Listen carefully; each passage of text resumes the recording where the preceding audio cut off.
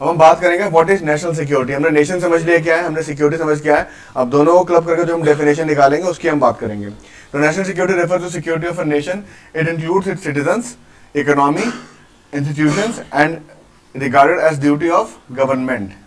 तो अगर हमने कोई सरकार चुनी है, डेमोक्रेटिक तरीके से इंडिया में कोई सरकार चुनी गई है, तो सरकार की नैतिक और लॉजिक क्या बोलते हैं लीगल जो वो है उनकी क्या बोलते हैं ड्यूटी है, जो उनकी रिस्पॉन्सिबिलिटी है, वो है कि उस देश को सेफ रखें, उनके इकोनॉमिक इंस्टीट्यूशन को, उसके सिटीजन्स को। अब एक छोटी सा केस स्टडी लेते हैं कि लेट्स से कि कोई बॉम्ब ब्लास्ट हो गया है, कोई बॉम्ब ब्लास्ट हुआ है, उसमें हमारे कुछ ऐसे भाई बहन को चोट आई है या उनकी डेथ हो गई है जिन्होंने जिंदगी में मतलब जिनका कोई बॉम्ब ब्लास्ट तो ऐसे ही होगा, रैंडमली होते थे। तो उस समय क्या होगा, उससे क्या होता है, why terrorist do such kind of activities. क्या एक बम फोड़ने से भारत की अखंडता, भारत की सॉवरेनिटी टूट जाएगी? डर पैदा है, सेंस ऑफ डर पैदा करना अपनी प्रेजेंस बनाने के लिए, भैया अभी हम हैं, ठीक है। तो यही चीज जो है, अब यही चीज क्या करेगी, वो सिटीजन के दिमाग में सेंस ऑफ इनसिक्योर, अगर वही चीज बार बार रिपीट होती है। आज से 15 साल पहले, पता नहीं आप लोग पुरानी डीटीसी में बैठे नहीं बैठे, पुरानी वाली जो डीटीसी बसें हुआ करती थी ना, अभी वाली नहीं, लाल ग्रीन, पहले उसके पहले एक और हुआ करती, उसके पहले एक और हुआ करती थी। तो मैं 3-4 जब बैठा हुआ काफी ट्रैवल किया, तो बसों में, ट्रेनों में ना एक ना इन्फो चेतावनी लिखी होती थी हर सीट के पीछे कि अपने आसपास देखें, अपने वो बम हो सकता है। अब किसी बंदे को भाई ट्रांजिस्टर पाया, वो खुश था कि मैच सुनूंगा, तब पुलिस ले गई क्या भाई कि बम हो सकता है, और पॉसिबली बम होते भी थे। और ये बम वाला एपिसोड इंडिया में कब से हमने देखा, कब देखते हमने लेट 80s से देखना शुरू किया। इसके पहले नहीं था कि बम ब्लास्ट हो गया, दिवाली में फूटते थे खाली बम। सर तो कितनी बार हुआ है, मतलब कई साल में रेड अलर्ट जारी हो जाता था कि टेररिस्ट अटैक, मतलब वैसे कुछ ब्लास्ट वगैरह। हाँ, अब ये अलर्ट सिस्टम क्या है, जैसे कि हम सुनामी में अर्ली वार्निंग सिस्टम हमारे पास है, पर हमारे पास जो है भूकंप में नहीं है, ठीक है। हमारे पास हम अगर डिजास्टर मैनेजमेंट की बात करते हैं, सुनामी में हमारे पास एक अर्ली वार्निंग सिस्टम है कि भैया ये सब चीजें होंगी। तो भूकंप के लोग बोलते हैं कि डॉग रोना शुरू कर दो, भूकंप आने वाला है। ये हमारा लोकल सिस्टम बना हुआ है। तो रोज रात को मुझे लगता है मेरे घर के आसपास भूकंप आता है मुझे पता नहीं चलता। भूकंप तो नहीं है रोज रात को, हमारे हर एक के घर में भूकंप आता है। फिर तो रोज रात को 1-2 बजे के आसपास, क्या मैं गलत थोड़ा कह रहा हूँ ठीक है, ये हमारी लोकल थ्योरीज है, कन्विक्शन बेस्ड है। हाँ, ये बात सही है कि एनिमल का इंस्टिंक्ट तेज होता है, उनको पता चल जाता है, ठीक है। और एनिमल कोई घर के अंदर है जिसको आपने ऐसे फैमिली मेंबर रखा, उनको बहुत ज्यादा इफेक्ट पड़ता है। बट पॉइंट इज इसकी, जब हम बोलते हैं अर्ली वार्निंग सिस्टम की बात करते हैं, आपने बहुत रेड अलर्ट, ये सिस्टम पहले हमारे सिस्टम इन प्लेस नहीं थे, but over the period of time government ने अपने सिस्टम को डेवलप किया और सिटीजन को अवेयर करने के लिए। डिजास्टर मैनेजमेंट सबसे पहले पता है काम क्या करती है, अवेयरनेस काम करती है। डिजास्टर मैनेजमेंट जो पहले रिस्पॉन्डर होते हैं वो हम लोग खुद होते हैं। इतने में स्टेट पहुंचेगी, आकलन करेगी। अब बिल्डिंग टूटी हुई है, आपको दिख रहा है कि भैया महर दबा हुआ उसके अंदर, ठीक है, मैं दबा रहा हूँ बिल्डिंग के अंदर, महर के पास हाथ दिख रहे हैं और महर की टांग दिख रही है, महर का मुंह दबा हुआ, बचाव भी नहीं चल रहा, पर हम देख रहे हैं कि हाथ में चल रहा है। तो हम लोग वेट थोड़ा करेंगे भैया कि सरकार आए, जेसीबी लेके हम उठवाएंगे, हम सारे मिलकर ह्यूमन चेन बना के हटाएंगे उसको, महर को किसी ने भी रेस्क्यू करेंगे। जब डिजास्टर होता है तो पहला रिस्पॉन्डर कौन होता है, हम होते हैं। अब इंसान को पता नहीं कि रिस्पॉन्स करना कैसे है। आप लोगों ने बहुत सारी जो है आर्मी बेस्ड मूवीज देखी होंगी जिसके अंदर आर्मी मैन को गोली लगते तो बोलते हैं पानी मत पिलाओ, पानी मत पिलाओ, बोलते हैं दैट इज द प्रोसीजर। उनको ट्रेन किया गया इस तरीके से, और हमारे यहाँ गिर गया पहले पानी भी, एंजाइटी भी हो जाती है। बट जब एक पेन एक लेवल से गुजर जाएगा तो आपको सुई चुभती है, आप देखो ब्लड डोनेट करने में हालत खराब हो जाती है, और कोई किसी सोल्जर को गोली लगी है तो बहुत बड़ा फर्क है। तो पहली बार रिस्पांस जो होगा ना, पहला हमारा बेसिक होगा। तो उस रिस्पांस सिस्टम को एक्टिवेट करने के लिए ये एक अवेयरनेस काइंड ऑफ चीज है, जो कि हम इस तरह के वार्निंग सिस्टम, रेड, अभी जो पीछे ऑरेंज अलर्ट हुआ था कि भाई गाजियाबाद में बहुत बारिश होगी, सारे इंस्टीट्यूशन बंद कर दो, हमने बंद कर दिया था। बहरहाल उन दोनों दिन बारिश नहीं हुई, उसके आगे भी उसके पीछे हुई, बट वो सिस्टम था जो हमें फॉलो करना था। अगर हम फॉलो नहीं करेंगे तो इन सिस्टम की क्या वैल्यू। अगर हम उन सिस्टम को फॉलो नहीं करेंगे तो हम भी उस पार्टी की तरह हो जाएंगे जो किसी इंस्टीट्यूशन को सरेआम बोल रहे कि तुम गलत कर रहे हो। तो वही वाली बात होगी ना, हमारे उनमें क्या फर्क हो जाएगा, प्रॉब्लम हम ही फंसेंगे, ठीक है। So also refers is policy enacted by government to ensure survival and safety of the nation. सारी बातें घूम के आएंगे इसके अंदर। National security is the requirement to maintain the survival of the state through the use of economic power, diplomacy, power projection and political powers. तो यहाँ पे 4 पॉइंट है कि इकोनॉमिक पावर का मतलब क्या है। हम सभी जानते हैं कि 1991 से पहले इंडिया की एक क्लोज्ड इकोनॉमिक सिस्टम था, एंड ये क्लोज्ड इकोनॉमिक क्यों था और क्या था, ये आप मुझे बताएंगे। What was closed economy system? Sir मतलब बाहर की कोई कंपनीज यहाँ पे इन्वेस्ट नहीं कर सकती। अगर भारी कंपनी नहीं आती तो मारुति सुजुकी कैसे आ गई? सुजुकी तो जापानीज थी। Zero globalisation. जीरो ग्लोबलाइजेशन वो क्या मतलब होता है? ये नया वर्ड सुना है। जीरो जीरो कैलोरी तो सुना है मैंने, जीरो शुगर भी सुना है डाइट कोक के अंदर। जीरो ग्लोबलाइजेशन, एक मिनट सुनने सुनने तो भाई के अंदर कुछ आया, बताओ क्या है जीरो ग्लोबलाइजेशन का मतलब क्या है? Connect with other world. Yes. Yes, world trade. तो हमने क्यों रोक रखी थी? अगर आप बोले कि भैया भारी कंपनीज नहीं, लिमिटेड चीजें थी हर चीज। इवन जो प्रोडक्शन थी वो भी गवर्नमेंट कंट्रोल करती थी। आप बिलीव नहीं करोगे, बजाज चेतक जैसे स्कूटर पे 6-6 महीने की लाइन लगती थी। सर मैं मतलब प्राइवेटाइजेशन जैसी चीज। और जैसे मैं बोल रहा हूँ बजाज चेतक जैसे क्यों, इसको आप नेगेटिव मत लो। उस टाइम बजाज चेतक हुआ करता था। पापा बताते थे कि उस वक्त एक माचिस का पिल्ला बनाने के लिए आपको 15 जगह भागना पड़ता। बिल्कुल, अगर आप कंपनी हो, और बेसिकली क्या था, लाइसेंस राज। लाइसेंस राज मतलब कि भैया अरे छोले भटूरे शुरू करना है, 15 तरह का लाइसेंस लो, ठीक है। अच्छा क्या केमिकल में? ना ना ना, आपको तो 25 तरह की। ईज ऑफ डूइंग बिजनेस नहीं था। जो परमिशन थी बहुत लिमिटेड थी। सरकार बहुत कम चीजें आप छोड़ती। अब खुद सोचो ना, बजाज स्कूटर बना रहा है और उसको बोला जा रहा है कि भाई तुम महीने के 400 स्कूटर से ऊपर नहीं बनाएगा। लिबरल नहीं था सर। लिबरल नहीं था ये सिस्टम, इसलिए था कि देखो सिंपल सी बात है। पहली बात, हम लोगों ने कभी मार्केट इकोनॉमी इस तरह की टेस्ट नहीं करी थी भाई। ये भी तो हमारा प्रायर एक्सपीरियंस था नहीं। हम लोग डरे हुए लोग थे, इनसिक्योर लोग थे। क्यों? क्योंकि हम लोग बहुत बड़े कॉलोनाइजेशन से बाहर निकले थे। उसके बाद हम लोगों ने ये पॉलिसी इसलिए भी लगा कि अगर फिर से बाहरी कंपनीज आ देंगे। ईस्ट इंडिया कंपनी क्या थी? It was a commercial entity. It was a commercial entity, ठीक है। तो मैंने एक ऐड देखा था, पता नहीं किसका था, किसी पान मसाले का था। उसमें बंदा ईस्ट इंडिया कंपनी खरीद लेता है। मैंने बोला भाई बंदे का तो बड़ा धोखा होगा। ईस्ट इंडिया कंपनी तो 1857 में अबॉलिश हो गई थी। पान बार का ऐड था, करेक्ट। मैं नाम नहीं लेना चाहता था। तो स्ट्रेंज, वो मैंने कल मीम वाली पीपीटी जब चलाई थी मैंने दिखाया भी था आप लोगों को, व्हाट पीपल क्या होता है एक्चुअली में, क्या होता है। चलो don't get distracted from the topic. क्या बात कर रहे थे हम? Close economy system. तो ये डर था हम लोगों को, तो इसलिए हमने क्लोज इकोनॉमी करते करते हम इतने क्लोज हो गए कि लोगों का जीना मुश्किल हो गया। और हम लोगों के जो फॉर, क्योंकि कुछ चीजों पे तो हमें बाहर डिपेंडेंट होना ही था। मानता हूँ गाड़ियाँ, स्कूटर, पेट्रोल, इन सब चीजों की कंजम्पशन कम थी, बट जितनी भी थी वो भी हम मीट नहीं कर पा रहे थे। उसके लिए हमें फॉरेन करेंसी चाहिए थी, क्योंकि जो कन्वर्टेबिलिटी तो भाई डॉलर की है, ठीक है। उस टाइम पे वो क्या होता है, एक होता है ना, हाँ, ब्रिटेन वुड्स के अंदर एक इंस्ट्रूमेंट निकाला था जो डॉलर के अगेंस्ट एक्सचेंज कर सकते हैं।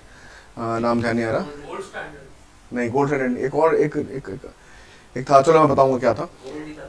गोल्ड तो यूनिवर्सल एक्सेप्टेबल है और डॉलर यूनिवर्सल एक्सेप्टेबल है, पर एक चीज और आई थी, पता नहीं मुझे नाम याद नहीं, एक इंस्ट्रूमेंट आया था। तो हमें भैया डॉलर चाहिए थे, और इंडिया में गोल्ड क्या डिपिक्ट करता है? इंडिया में गोल्ड क्या करता है? स्टैंडर्ड एसेट, वैल्यू, वेल्थ, इन सब का कॉम्बिनेशन प्लस सिक्योरिटी। घर वाले जब सोना खरीदते हैं तो बुरे वक्त में काम आएगा, है ना। और जब बुरा वक्त आएगा तो वो रोटी कम कर लेंगे, गोल्ड नहीं बेचेंगे। खैर अच्छी बात भी है, अच्छी बात भी है। गोल्ड एक ऐसा एसेट है जो कि कहीं भी यूनिवर्सली एक्सेप्टेड होता है। गोल्ड हमें, जब भी हम गोल्ड खरीदते हैं, भी हम लोग अक्षय तृतीया से होकर निकले पीछे, तो आप लोगों ने देखा कितनी सेल हुई गोल्ड की। बहुत गोल्ड हम लोग खरीदते हैं, बहुत गोल्ड हम लोग स्टोर करते हैं, और गोल्ड की वैल्यू हमेशा देखिए कि बड़ी है, कम नहीं हुई है। और गोल्ड का इंडिया के अंदर जो एक लेवल है ना, कि अगर घर में सोना बिक गया या गिरवी रखा गया तो घर में है गरीबी। एंड गरीबी है, गरीबी का मतलब है इनसिक्योरिटी। गरीबी is directly proportional to insecurity. घर के सीने में चले गए सदमे में, गोल्ड बिक गया, पर ये नहीं देखा कि उसकी जगह बड़ा प्लॉट खरीदा है, नहीं गोल्ड बिक गया, ठीक है। तो ये एक था। अब वही चीज हुई 1990 में, जब चंद्रशेखर गवर्नमेंट ने इंडिया का 400 टन सोना जो है मॉर्गेज कर दिया बैंक ऑफ स्कॉटलैंड को। किया भी किसको? बैंक ऑफ स्कॉटलैंड को, जो कि यूके का इंटीग्रल पार्ट है। फिर से ब्रिटेन के पास हमारा सोना चला गया। सोने की चिड़िया थी वो तो ले गए थे, उड़ा के ले गए थे, अब सोना भी चला गया। तो क्या हुआ, इससे सेंस ऑफ इनसिक्योरिटी फैली, और जो थर्ड फ्रंट की गवर्नमेंट थी वो गिर गई। Meanwhile assassination of Rajiv Gandhi, उसकी वजह से एक बहुत लैंडस्लाइड विक्ट्री मिली उसको, कांग्रेस को। And PV Narasimha Rao became prime minister of India, along with Manmohan Singh as a prime minister, finance minister. They drafted the policy, they implemented it, and they implemented it very well. I am from that generation जिसके अंदर मैंने ये transition देखा है from closed economy to open economy. हम लोग वो पहली जनरेशन है जिसने नाइकी के एडिडास के जूते पहने। हम लोग वो पहली जनरेशन जिसने मैकडोनल्ड्स में कोल्ड कॉफी टेस्ट करी। तो कोल्ड कॉफी होती, कॉफी सिर्फ शादी में ही होती थी पहले, वो आता है ना मग्गे में निकालता है करके, वो गर्मी से आती है, वही स्टीम वाली, बस वही वाली कॉफी हुआ करती थी। नूडल्स के नाम पे भारे खाने के नाम पे सिर्फ डोसा एक ऑप्शन होता था, या फिर रोटी सब्जी का। रोटी सब्जी भी किससे, किसी फैंसी रेस्टोरेंट से नहीं, ढाबे से। उसके अंदर भी क्या होता था, मेरी मम्मी की शर्त क्या होती थी कि आटा अपने घर से ले जाएंगे तो रोटी एक की जगह 50 पैसे की पड़ेगी। मैं उस जनरेशन से हूँ जहाँ हम लोगों ने आउटडोर स्पोर्ट्स भी खेला है, हम लोगों ने वीडियो गेम्स भी शुरुआत करी है, उसके बाद हम लोगों ने कंप्यूटर गेम्स भी खेली है। तो आई कैन सी कि क्या चेंजेस हुए हैं। अगर आज की डेट में हम सभी बैठे हुए हैं, हम सभी ने वॉचेस पहनी हुई है, नेचुरल सी बात है। ये वॉच जो एक स्टैंडर्ड हुआ करता था कि आप 10th में जाओगे तभी आपको वॉच मिलेगी। हाँ क्या कैलकुलेटर वाली नहीं, वॉच मिलेगी। कैलकुलेटर वाली तो फिर से चाइनीज प्रोडक्ट हो गया, वॉच मिलेगी। तो वॉच का एक अलग से ही रुतबा हुआ करता है कि वॉच पहने। अगर कोई हमारे स्कूल में कोई 9th क्लास में बच्चा वॉच पहन के आ जाए ना, तो हम उसे बहिष्कार कर देते थे कि भाई ये अमीर है। हम लिटरली ऐसे बोलते थे। 10th में क्या होता था, जो मिलती थी घड़ी भी कैसी, वो चमकती गोल्ड की होती थी ना, टाइटन की वो मिलती थी एकदम। उसी में हम लोग इतना खुश थे कि यार टाइम देख रहे हैं। टाइम देखने का क्या फायदा है, पेपर में तो वैसे भी कुछ नहीं करना था। टाइम तो इसलिए देखा जाए कि भाई जिसको पेपर में आता है उसके लिए कम है, जिसके तो बहुत है। तो हम उस जनरेशन से हैं। तो जब ये डिफरेंसेस देखे, गाड़ियों में चेंजेस देखे हमने कंप्यूटर के एप्लीकेशन में डिफरेंस देखे, हमने ट्रेन रिजर्वेशन सिस्टम के हमने नया सिस्टम देखा, हमने रेलवे का अपग्रेडेशन देखा, हमने डीटीसी बसों का अपग्रेडेशन देखा। इससे पहले डीटीसी बस थी, कंपैरेटिवली भी मतलब वो भी ठीक थी। उसके पहले जो थी ना, उसमें समझ नहीं आता था कि वो उसको उस बस के डेंट क्यों निकाले हुए। उस बस को अगर आप देखो ना, उसके पहले जो डबल डेकर चला करती थी वो अलग ही रुतबा था उसका। तो ये जो ट्रांजिशन देखा गया है, क्योंकि ये well implemented and well drafted policy थी जो कि टाइम के साथ इंप्लीमेंट करेगी। अगर हम और भी लेट करते ना तो शायद जो कंट्री में जो पोटेंशियल था, क्योंकि पहले क्या था कि पूरी जनता किस पे रिलाई करती, एम्प्लॉयमेंट क्या होती। जब लेट्स से कि हमारा क्लोज इकोनॉमिक सिस्टम है, उसके अंदर हमने बाहरी कंपनियों को मना कर रखा आने से, तो इतनी बड़ी जनता एम्प्लॉय होती कहाँ पे। यूपीएससी में 50 लाख बच्चे पेपर दे रहे होते अगर वो नहीं होता तो। हाँ, एग्रीकल्चर तो हम ऑलरेडी कृषि प्रधान देश, तो हम ज्योग्राफी के पहले लाइन से पढ़ते आ रहे हैं। क्या एग्रीकल्चर में डेवलपमेंट था? एग्रीकल्चर में डेवलपमेंट के लिए हमें क्या चाहिए? जमीन बढ़ा सकते हो? जमीन नहीं बढ़ा सकते हो, जमीन की पैदावार बढ़ा सकते हो। एफिशिएंसी बढ़ाने के लिए अगेन हमें टेक्नोलॉजी चाहिए, चाहे वो बायोटेक्नोलॉजी हो, चाहे वो बायोकेमिस्ट्री हो, चाहे वो टूल्स एंड वो हो आपके क्या बोलते हैं, टूल्स एंड इंस्ट्रूमेंट्स हो। आज की डेट में हम देख रहे हैं कि we are moving toward hydroponics, we are moving toward aeroponics. हम लोग आज को देख रहे हैं ना हाइड्रोपोनिक्स की, भाई बिना मिट्टी के लोग जो है अपने घरों में ऑर्गेनिक सब्जी उगा रहे हैं, जिसका न्यूट्रिएंट कंटेंट में कोई फर्क ही नहीं है, बल्कि ज्यादा प्योर है। और पानी भी कम यूज करता है वो, कन्वेंशनल सिस्टम से पानी भी कम यूज करता है, कूलर की मोटर पे चल जाता है। मुझे बताओ क्या कह रहे हो? आउटपुट ज्यादा होता है। I have implemented it on the same farm. I have a farmhouse also, छोटा था, मतलब फ्रेंड का है, तो हम लोग वहाँ पे कुछ ना कुछ करते रहते हैं। I have implemented recently, I have implemented last week hydroponics हमने सेटअप डाला, देखो क्या होता है, आउटपुट आएगा, आई विल टेल यू। तो वो जो है कमाल की चीज है। अब भाई मिट्टी की वैल्यू क्या हो जाएगी? अब हर कोई जब खेती करेगा तो जिसके पास लैंड है, जिसके पास लैंड नहीं है, जिसके पास पानी है वो उगा लेगा। सिंगापुर जैसा नेशन अब अपनी सब्जी उगाएगा, सिंगापुर में नहीं होता है सब, एग्रीकल्चर नहीं होती है, इम्पोर्ट पे। और इम्पोर्ट वहाँ पे खूब होता है। कमाल की बात है, वहाँ टैक्सी ज़्यादा है, प्राइवेट गाड़ियाँ कम है। प्राइवेट गाड़ियों पर टैक्स इतना है कि लोग खरीदते नहीं है। हर एक कंट्री का अलग सिस्टम है, क्योंकि वो चाहते हैं कि जब फॉरेन के लोग आए तो उनको जगह मिले रोड्स के ऊपर। वही आप बैंकॉक चले जाओ, आप पटाया चले जाओ, आपको इतना ट्रैफिक मिलेगा, आप परेशान हो जाओगे, आपके फ्लाइट छूटते बचेगी कई बार, बहुत ट्रैफिक है। तो जब हम लोगों ने ये ट्रांजिशन देखा, तो ट्रांजिशन के साथ हमने एक और चीज़ देखा कि जब कंप्यूटर आया, ई गवर्नेंस आई, तो लगातार जो है कंट्री के अंदर कॉन्फिडेंस आया। हम लोग एम्प्लॉयमेंट की बात कर रहे थे, एग्रीकल्चर के बस की नहीं थी कि वो इतने लोग एम्प्लॉय कर सके। अगर कर भी देता तो वो डिस्गाइज एम्प्लॉयमेंट होता, मतलब जहाँ पे एक आदमी काम कर सकता है वहाँ पे 4 आदमी काम कर रहे हैं। तो जहाँ पे 1 रुपये प्रोड्यूस हो रहा है, वहाँ पे जिसको 1 रुपये मिलना चाहिए था, वहाँ पे 25-25 पैसे को मिल रहे हैं। एग्रीकल्चर नहीं चलती। इंडस्ट्री की बात करें, इंडस्ट्री भी क्लोज थी। तो उस टाइम की नौकरी कैसी होती थी कि भाई मैं फलाने कंपनी में मुनीम हूँ, मैं फलाने कंपनी में वो हूँ, मैनेजर हूँ, मैं फलाने कंपनी में ये हूँ, मैं वो हूँ। सरकारी अधिकारी का रुतबा अलग होता था। बट जब लिबरलाइजेशन आया, जब भारी, और पूरा वर्ल्ड इंडिया की तरफ देख रहा था कि भैया ये अपनी इकोनॉमी खोले तो हम जाएं, पूरा वर्ल्ड देख रहा था। क्यों? क्योंकि भाई बहुत बड़ी मिडिल क्लास मार्केट थी। मिडिल क्लास के पास क्या होती है? परचेजिंग पावर बहुत होती है। यहाँ पे हम लैम्बोर्गिनी नहीं खरीदेंगे, पर मारुति इतनी खरीद लेंगे ना कि मारुति वाले के मजे आ जाएंगे। ये ट्रेंड है हमारे यहाँ पे, ठीक है। जो ब्रांडेड कपड़ों का जो था, इससे पहले क्या होता था, सियाराम की शूटिंग के जाते थे घर वाले कि बेटा ये ब्लू है, ये ब्लू है, कौन सा चूज करेगा, वो भी जाके जो है टेलर मैन्युफैक्चर करता था। अब क्या हुआ, चीजें चेंज हो गई। अबे मैन्युफैक्चर्ड प्रोडक्ट हमें किधर मिलता है? मॉल जैसे सिस्टम नहीं होता था। लोकल मार्केट जैसे कि आज भी हम देखेगा दिल्ली में गाजी, हाँ, चाबड़ी बाजार है, चांदनी चौक है, कमला नगर है, इस तरह की मार्केट खूब थी। अब इन मार्केट को भी कौन सी चीज टेक ओवर कर रही है? मशीन टेक ओवर कर रही है। तो ये सब चीजें क्या है? एम्प्लॉयमेंट कितना आता?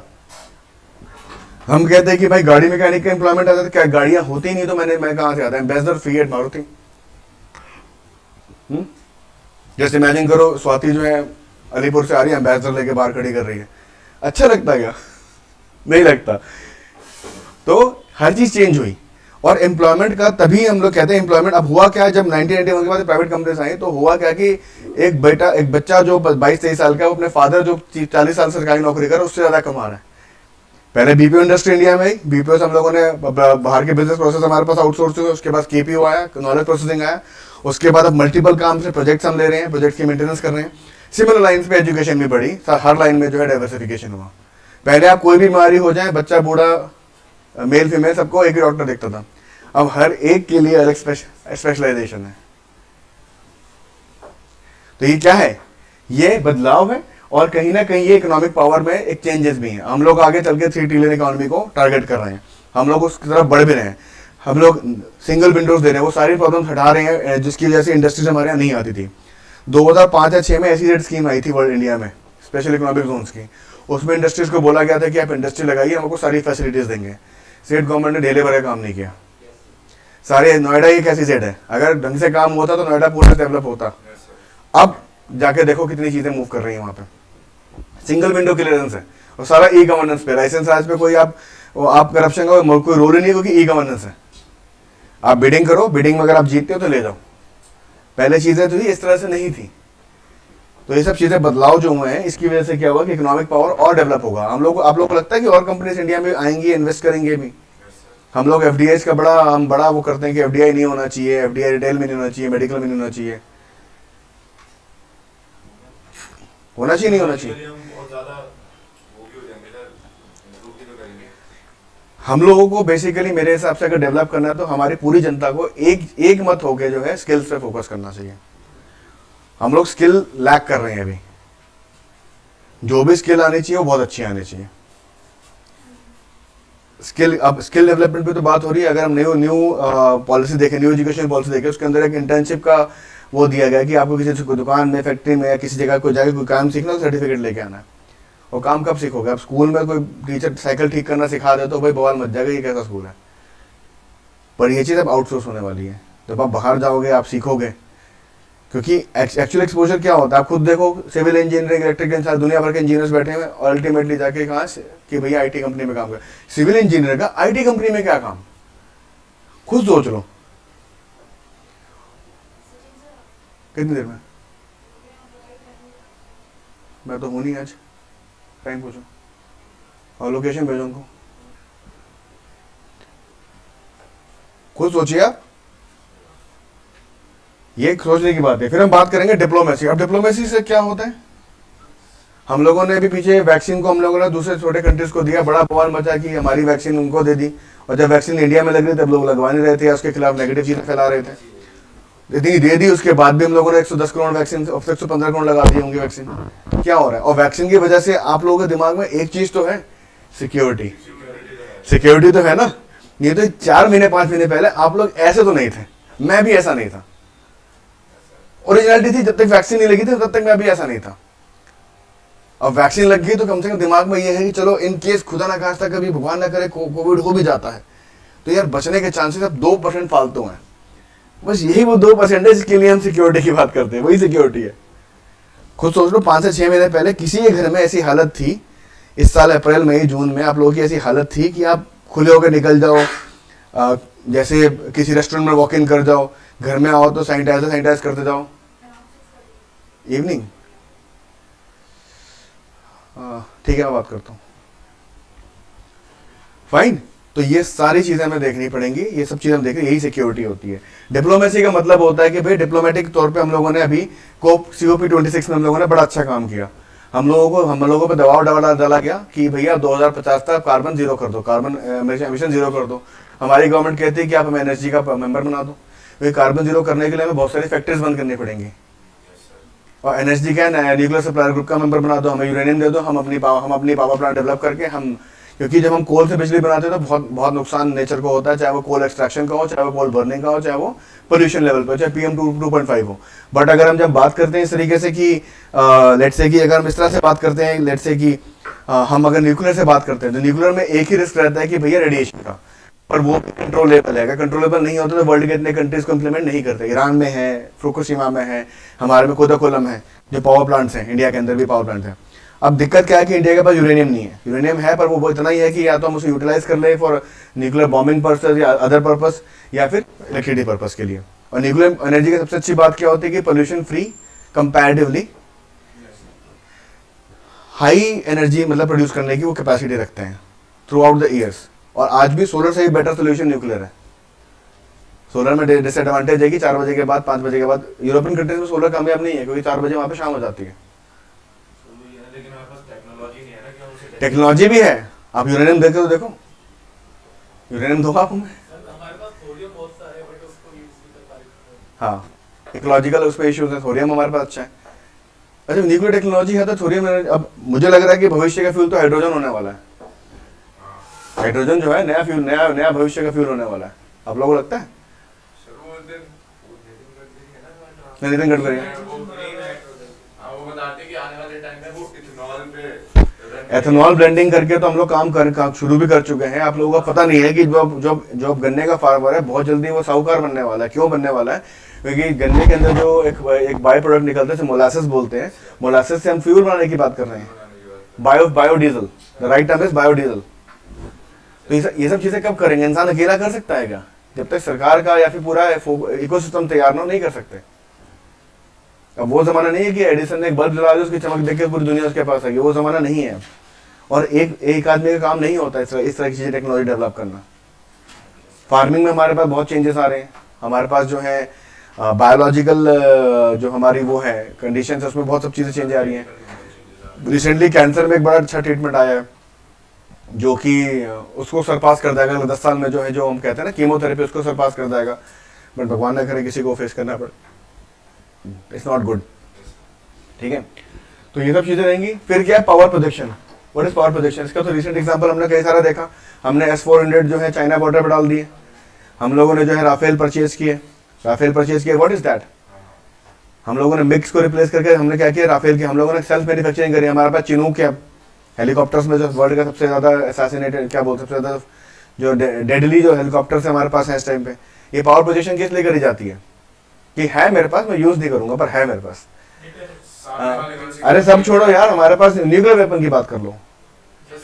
सामने वाले को इनसिक्योर फील कराने के लिए, सामने वाले को इनसिक्योर नहीं, सामने वाले को बताने के लिए कि देख मैं, हाँ हाँ हाँ, अपनी कंट्री कॉन्फिडेंट फील कर रही है। अब आज से मतलब 10-15 साल पहले की सिचुएशन देखो तो बहुत दिक्कत होती थी हमारे आर्म फोर्सेस को in terms of procurement of such kind of things.